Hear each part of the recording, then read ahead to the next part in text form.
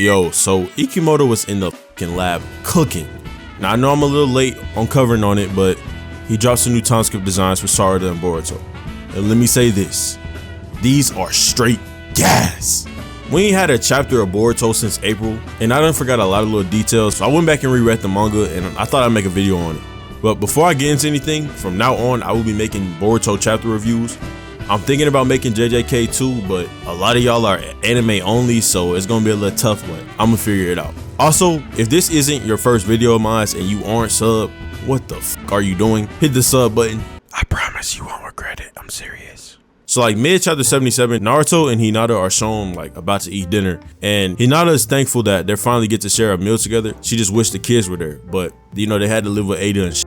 Naruto was saying how they would be there for a while because you know the kids are stubborn and shit. And this nigga Kawaki just pops up out of nowhere. One thing I love about this panel though is like it kind of showing how well Kawaki is advancing with his like masking chakra and then using his Sukuna Hikona technique.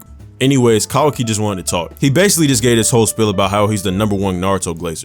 And Naruto told bro to stop because that shit is creepy. But Kawaki continued. Naruto saved him. And due to this, Kawaki felt like he owed Naruto his life. He also felt like the life of a ninja is really just like a sacrificial pawn, whose fate is really just to die early. And with the threat of these Otsutsukis, he didn't want Naruto to suffer that same fate. So to sum it all up, Kawaki wanted to make sure that he killed every last Otsutsuki himself so that they wouldn't be a threat to Naruto. And his first target was Boruto, since he has Momoshiki inside of him. As we know, he tried and failed. He was on some real savage shit, saying that he felt guilty for failing instead of feeling guilty for trying to kill his own brother.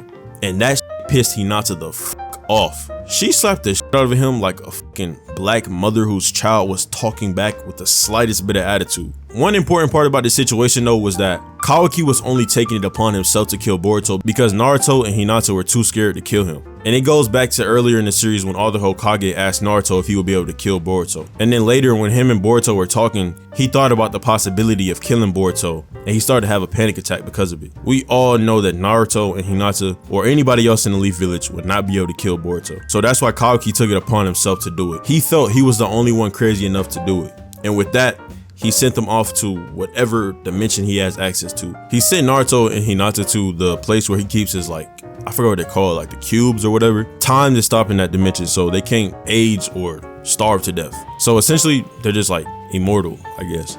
In the next chapter, panic sets in. Naruto's chakra along with Kawaki's disappeared, so they put 2 and 2 together and Boruto sets out to find him. Shikamaru then lets them know Kawaki's plan, and to Sarada it kind of seemed like Boruto had been dead before, and then Shikamaru confirmed it to her. So she got all of her feels and then chased after Boruto. Back with Boruto, Kawaki tries to give him that same like silent treatment that he gave his parents, but Boruto can just absorb that shit. And then a fight ensues. One thing I really f with is this little foreshadowing. Boruto and Kawaki fight right above the Hokage monument, and this is the same place they fight in the time skip. It kind of reminded me of back when Naruto and Sasuke first fight in the Valley of the End, and that's where they had their final fight at the end of Naruto Shippuden. So I kind of fuck with that. Mid-fight though, Sarada shows up. Kawaki tells her to leave before she gets killed, but she jumps right in front of Boruto anyways. Sarada might be strong as but she could not have possibly thought she was finna do something for real. So Kawaki goes in for an attack, but Boruto drops in front of Sarada, cutting his eye. Lucky for them, Shikamaru pulled up with Shadow Possession Jutsu, and then Mitsuki loses long peen arms, and then Sasuke, bro. He came in cold as hell with his Kusanagi aimed at Kawaki's throat. You can't even cap, bro. They was moving tack as f. But unfortunately with Boruto being in pain from his eye, Momoshiki took over his body and absorbed Shikamaru's shadow, and this allowed Kawaki to escape. Everyone took after him except for Team 7, but Mitsuki, he was on timing. He was pissed as f at Kawaki for causing pain to Boruto, so he took after him too. But Mitsuki having such a hot temper was dangerous, so Sarada took after him as well. With Kawaki's chakra being so low, it became increasingly harder for him to keep running with Sukuna Hikona, but luckily for him, he had a beautiful ass simp on his side, and she came to calm him down. Kawaki just basically complained to her that his job is protecting Naruto from the Otsutsuki, and one of them being inside of his son was a big pain in the ass. Ada's solution to this was a kiss, which is weird as f, but this kiss created one of the biggest plot twists I've ever seen in any type of media. They fly into the sky on some real superhero type shit, and the kiss creates a ring of energy or chakra that surrounds the whole world. Everyone stopped dead in their tracks and headed straight for Boruto. Momoshiki began to laugh, and then he asked Boruto how it felt to lose everything. And at this moment, I knew what happened.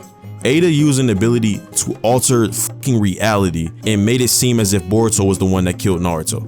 Mitsuki and Sarada are the first to find Boruto, and Mitsuki was pissed. Blood activated Sage Mode off this shit. He was serious. Boruto and Sarada were confused. Mitsuki, he didn't give a fuck. To sum up everything Momoshiki said in this moment was that Ada's charming ability is something divine. And if you don't know what divine means, it's basically something like godly or something of the gods. And her desires become reality. It's here that we learn what Ada's true power is, and it's not charm, it's omnipotence. Her charming ability wasn't one of her abilities at first, it was a desire, and her omnipotence gave her her desires.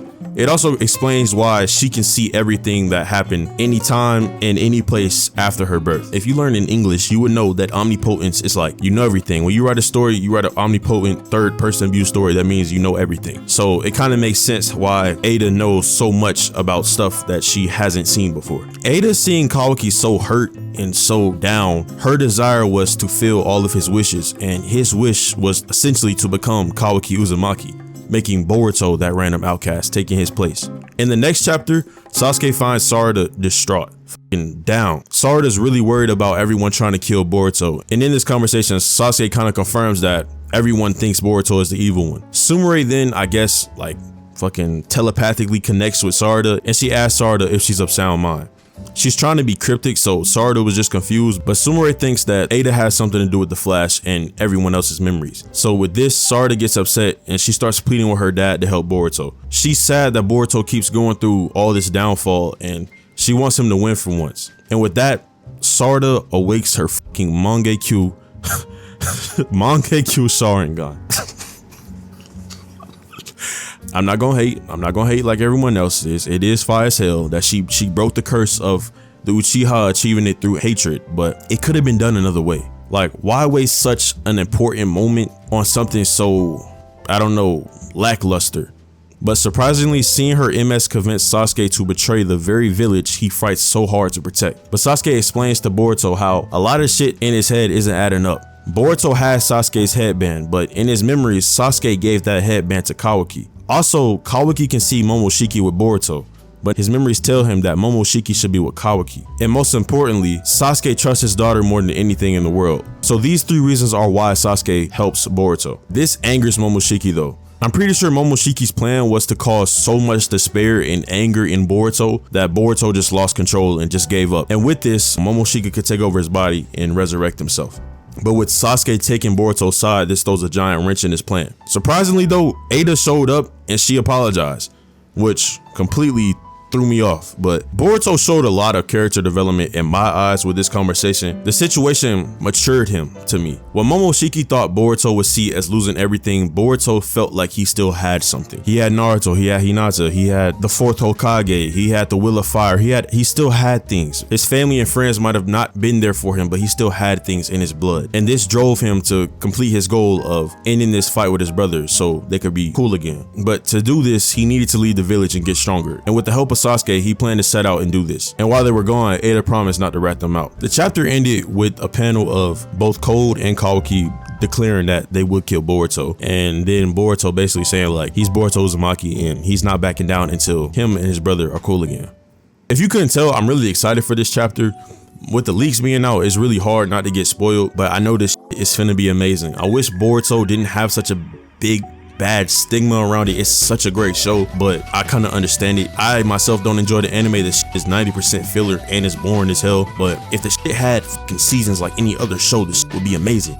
But I think this time skip is gonna like have people see what Boruto manga is talking about, and the manga is gonna get the respect it needs and deserves. Anyways, if you watched to the end, then you must have somewhat enjoyed this video, so hit the subscribe button.